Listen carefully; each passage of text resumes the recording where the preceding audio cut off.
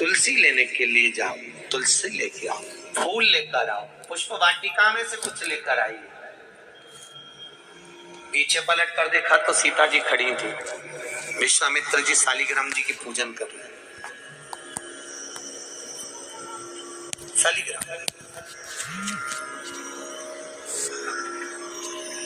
शालिग्राम जी की पूजन कर रहे थे। विश्वामित्र जी ने पीछे पलट कर देखा, सीता जी खड़ी। तो कहा, राम एक काम करो, ये पुष्पवाटिका सीता की है, उनके पिताजी की है, सीता को भेज दो, वो फूल लेकर आएगी, वो तुलसी लेकर आएगी। जानकी जी गई, पुष्प उतारे, तुलसी उतारने लगी। तुलसी उतारते समय जानकी जी की हवा इतनी तेज चली कि सीता जी का पल्लू उड़ गया, और जैसे ही पल्लू उड़ा वो तुलसी के पौधे पर गिरा।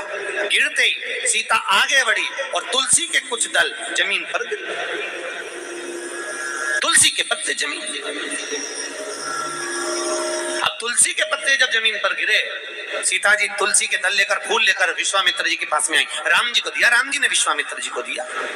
विश्वामित्र जी ने तुलसी के दल लेकर भगवान शालिग्राम को चढ़ाने लगे। इतनी देर में तुलसी के दल गीले हो गए, महाराज गीले।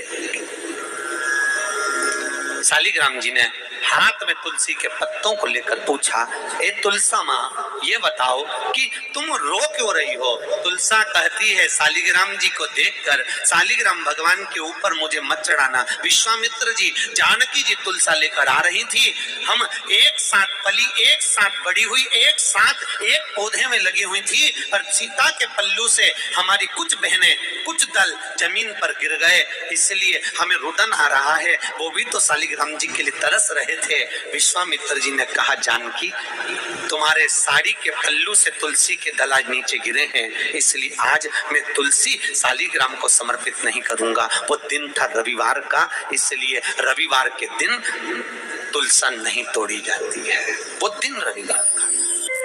कई माताएं तो पुण्य करते करते भी पाप कमा लेती, कई पुरुष लोग भी पुण्य करते करते पाप कमा लेते।